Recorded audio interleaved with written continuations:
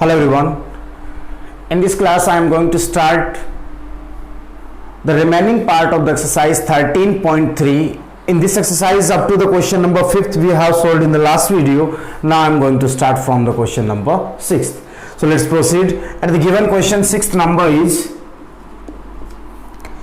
find the value of a mode of vector A cross mode of A cross B कि हमें value find out करनी है. If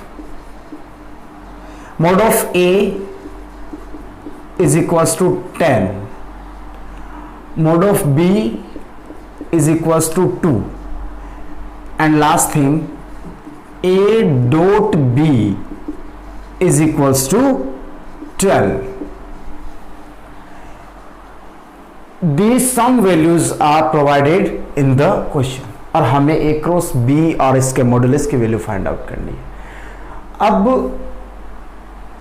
formula हमें ये पता है कि मोड ऑफ एक वी नो दैट, ये फॉर्मूला लिख देता हूं पहले.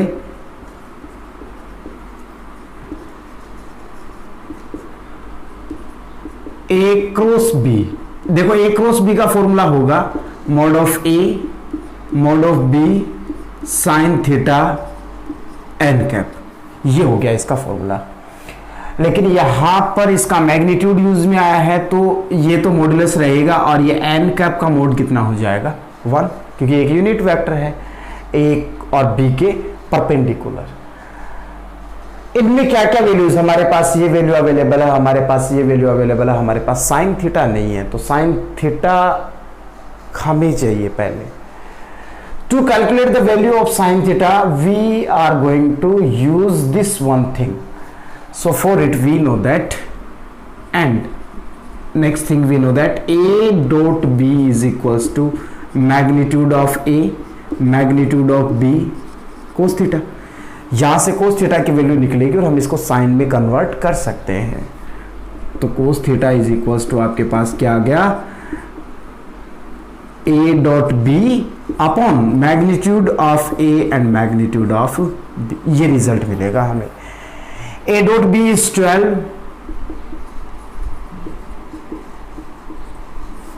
upon A is 10 and B is 20. So I'm writing directly 20 and finally 4 3s and 4 5s. ये वैल्यू आ गई cos थीटा की. तो sin थीटा क्या होगा यहां से, sin theta is equals to under root 1 minus cos square theta.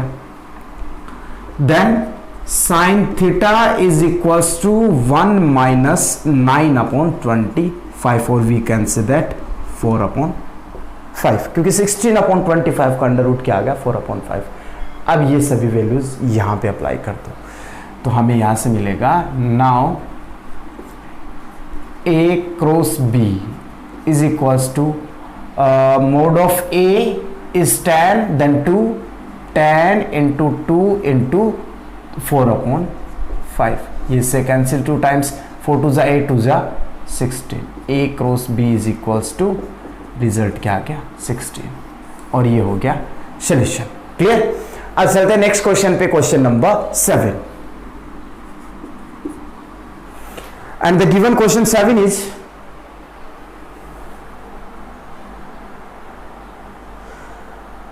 find vector perpendicular to the vectors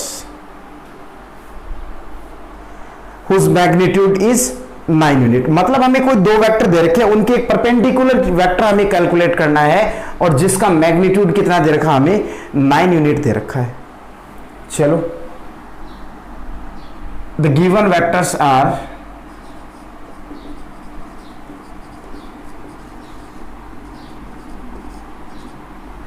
जो कि है let suppose first is vector A which is 4i minus j plus 3k.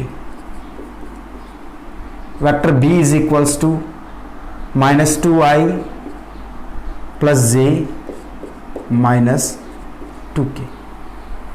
हमें clearly ये दो vector दे रखे, इनके एक perpendicular vector find out करना है और उसका मैग्नीट्यूड कितना होना चाहिए 1 होना चाहिए. ठीक है, बात यहां तक. चलिए करते हैं. सॉरी 9, उसका मैग्नीट्यूड कितना होना चाहिए 9 होना चाहिए.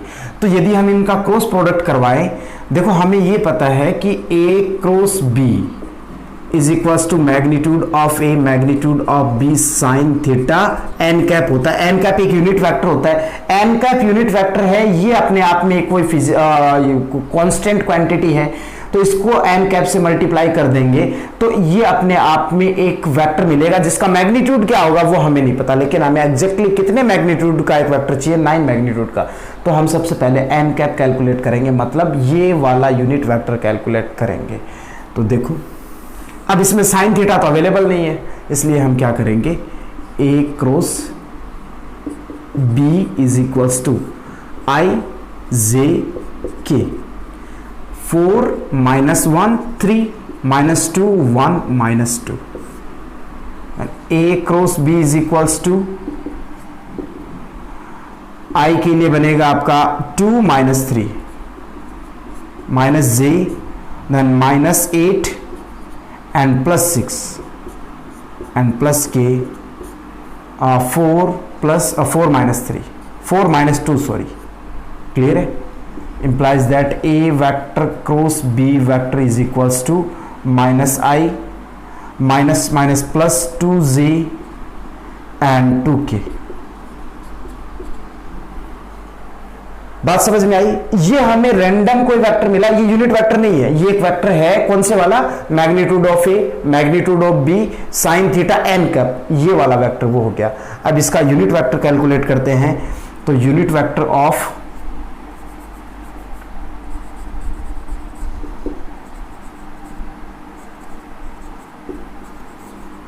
ए cross B, A cross B का यूनिट वेक्टर कैलकुलेट करने के लिए इसको इसके मैग्नीट्यूड से डिवाइड करना, A cross B divided by magnitude of A cross B, ये यूनिट वेक्टर हो जाएगा अपना। तो इसका मैग्नीट्यूड कैलकुलेट करना है हमें, magnitude of A cross B is equals to √144 is equals to 3, मतलब इसको 3 से डिवाइड करना है। तो unit vector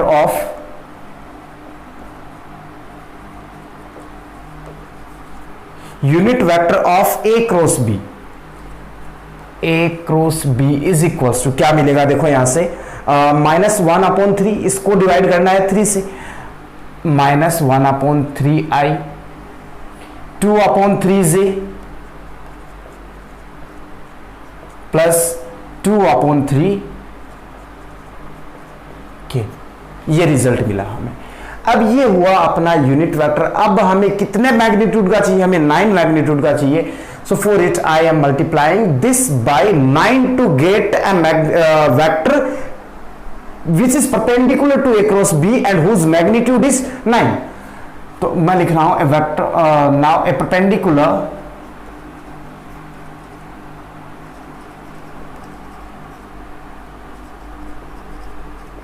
vector to A cross B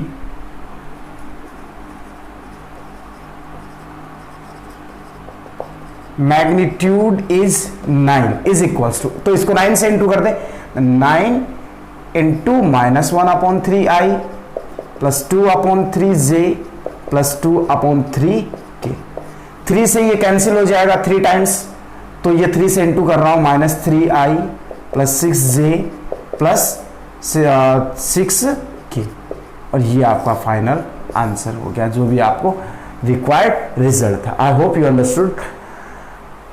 So please pause this and note it down. Now I am solving the 8th question, which is given that, or we have to prove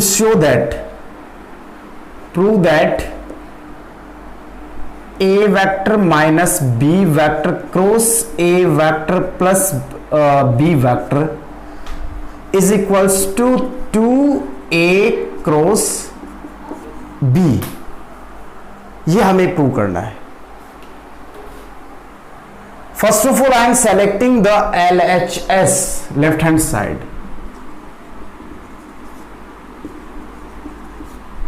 Vector A minus vector B cross vector A plus vector B।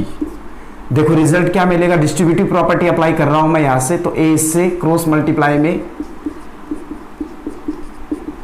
Minus B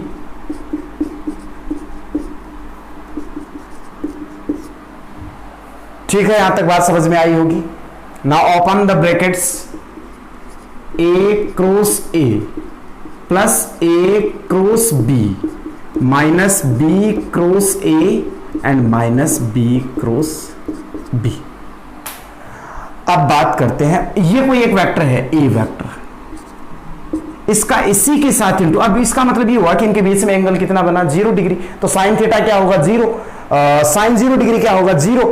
तो A cross ए का मतलब क्या हो जाएगा 0। Similarly B cross B is also 0। 0 plus A cross B plus A cross B, इसको मैंने interchange कर दिया, एक्सचेंज कर दिया है, और ये बन गया 0। और रिजल्ट कितना आ गया फाइनली आपके पास 2 into A cross B which is equals to R H S. That's we have to prove. Clear बात यहां तक। अब चलते हैं नेक्स्ट 9th क्वेश्चन पे। क्वेश्चन नंबर 9 अपने पास क्या रहेगा,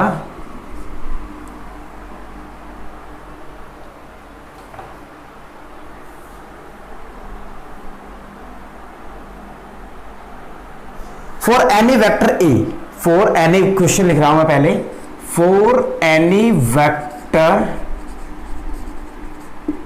ए प्रूव दैट, हमें क्या प्रूव करना है, magnitude of vector A cross I cap whole square plus magnitude of A cross J plus magnitude of A cross K is equals to 2 magnitude of A vector A square. ये हमें prove करना है। तो पहले अपन एक काम करते हैं, कोई एक वेक्टर ये दे रखा है, हम इसको इमेजिन कर लेते हैं। Let vector A is equals to, मैंने सेलेक्ट कर लिया, कुछ भी ले लो, a1i plus a2j plus a3 की। यहां तक कोई प्रॉब्लम नहीं है। अब इसके अकॉर्डिंग हम इसको थोड़ा चेंज करते हैं। ए क्रॉस आई कैलकुलेट करें तो A cross I is equals to a1i plus a2j a3k cross I cap. तो ये इससे इंटू होगा 0, तो पहला तो आ गया 0, प्लस a2j क्रॉस आई, यहां लिखता हूं आई जे के, ऐसे तो ये देगा पॉजिटिव, एंड आई जे के, ये क्लॉकवाइज है और यहां पे वैल्यूज देगा नेगेटिव। ठीक है, तो आई हो रहा है, जे हो रहा है आई के साथ में, जे आई मतलब नेगेटिव चल रहा है, तो माइनस के, तो यहां माइनस के लिख रहा हूं, माइनस a2k, के को आई से, के देन आई, तो ये clockwise, anti clockwise then positive J, so plus a3j। और रिजल्ट क्या मिला हमें, a cross I is equals to minus a2k plus a3j। Clear बात यहां तक। अब हमें क्या करना है, इसका मैग्नीट्यूड, इसका ये स्क्वायर, मैग्नीट्यूड का स्क्वायर, तो इसके अकॉर्डिंग अपन चले तो a क्रॉस आई स्क्वायर, इसको लिख सकते हैं अपन a cross I into a cross I. Clear बात यहां तक। अभी इरेज कर रहा हूं, आप नेक्स्ट वाले स्टेप में डायरेक्टली एक्सप्लेन कर दूंगा। a क्रॉस आई देखो आपके पास ये रहा, a2k plus a3j dot minus a2k a3j, dot product में ये माइनस माइनस प्लस हुआ, a2 स्क्वायर बोल दो इसको, a2 स्क्वायर, और ये हो जाएगा a3 स्क्वायर, जो कि अपने पास मिला है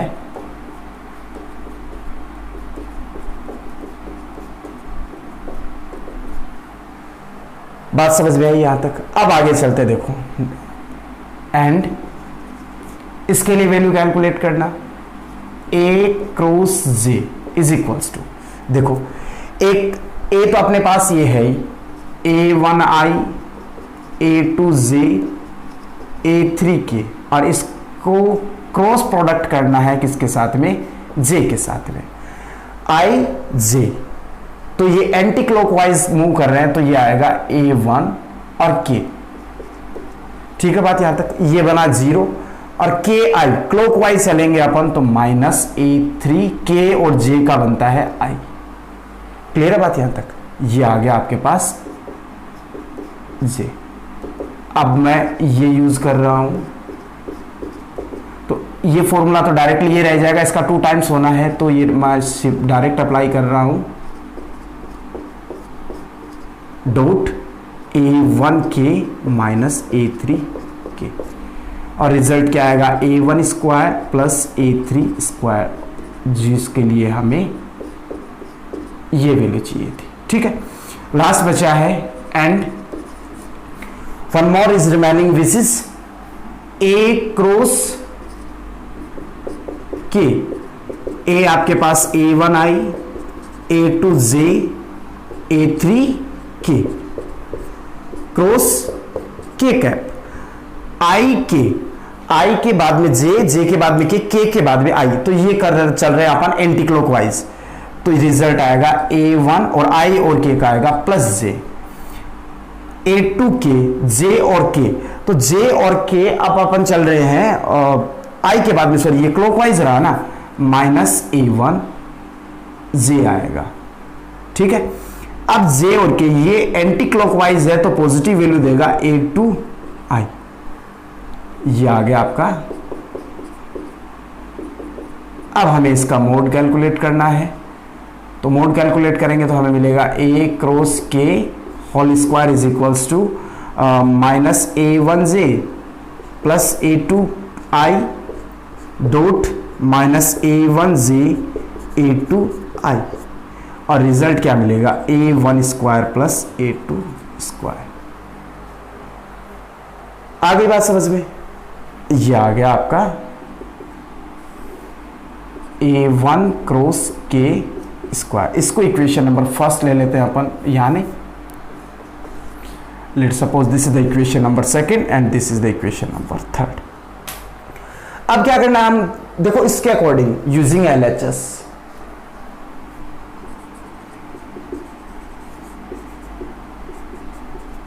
जो भी है on adding first, second and third, left side हमें मिलेगी ये वह मिला, ये मिला और ये मिला, मतलब आया A1 cross I plus A cross J plus A cross K is equals to, देखो यहां से A1 स्क्वायर ये रहा, सॉरी A2 स्क्वायर और एक यहां से 2A2 square, 2A2 square plus ऐसे 2A1 स्क्वायर होगा, सिमिलरली 2A3 स्क्वायर, और यहां से 2 कॉमन लेकर मैं इनको रीअरेंज कर रहा हूं, A1 square plus A2 square plus A3 square. ठीक है बात यहां तक। और इसका मतलब क्या होता है, A कहां पे गया, हमें क्या चाहिए, A का मैग्नीट्यूड कितना होगा, ध्यान से समझना। एक वेक्टर A का मैग्नीट्यूड, वेक्टर A कहां पे, इसका मैग्नीट्यूड की बात करें, वेक्टर A के मैग्नीट्यूड की, तो होगा √A1 square plus A2 square plus A3 square, और इसका स्क्वायर करें अपन तो क्या मिलेगा, अंडर रूट रिमूव हो जाएगा, A1 square plus A2 square plus A3 square. तो इसकी जगह अपन क्या अप्लाई कर सकते हैं, 2 मैग्नीट्यूड ऑफ A स्क्वायर, और जो कि आपका किसके इक्वल है, RHS, hence root. I hope you understood the process of both of the questions, so please pause this video and note it down. Last and final question of the exercise 13.3, which is question number 10, and the given question is two vectors of the adjacent sides of a triangle are given। मतलब कि एक triangle की 2 adjacent sides के vector दे रखे हैं हमें, तो मैं इसके लिए लिख रहा हूं the given vector of the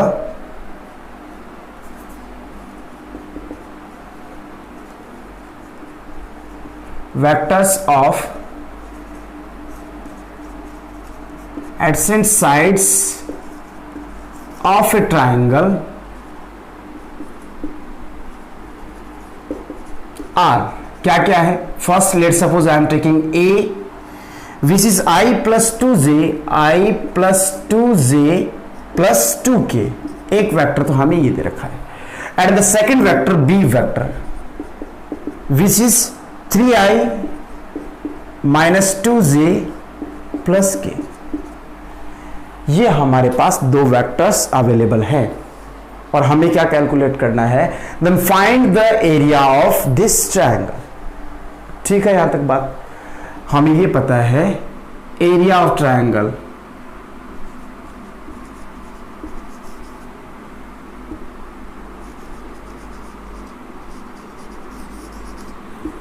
is equals to half of magnitude of vector A cross B. ये होता है, या डिटरमिनेंट बोल दो, चाहे एक ही बात है। चलो इतना ले लेता हूं क्योंकि ये ऑटोमेटिकली डिटरमिनेंट में ही आएगा। Is equals to half A cross B का मतलब होगा आई जे एंड के। 1 2 2 3 माइनस 2 एंड 1। ये हो गया आपका area of triangle. Implies that area of triangle will be half. इसको सिंप्लीफाई करें, मैग्नीट्यूड आई के लिए होगा 2 + 4 माइनस जे 1 - 6 प्लस के -2 - 6 हाफ 6i -5 + 5i एंड -8 के। ये मिला हमें। अब ये मैग्नीट्यूड कैलकुलेट करना है। Implies that area of triangle is equals to half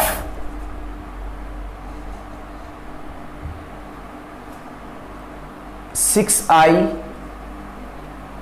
plus 5j minus, sorry ये मैग्नीट्यूड कैलकुलेट करना था ना, 36 6 स्क्वायर बोल दो इसको, प्लस 5 स्क्वायर प्लस 8 स्क्वायर बोल दो क्योंकि माइनस का स्क्वायर प्लस ही होगा, इज इक्वल्स टू हाफ √36 25 64। ये हो गया 100 और 125 1/2 125, और इसको अपन लिख सकते हैं 5√5/2। ये हो गया एरिया ऑफ ट्रायंगल जो कि स्क्वायर यूनिट। क्लियर है? ये अपना फाइनल आंसर हो गया क्वेश्चन नंबर 10th का, और ये था अपना last and final question of this exercise 13.3.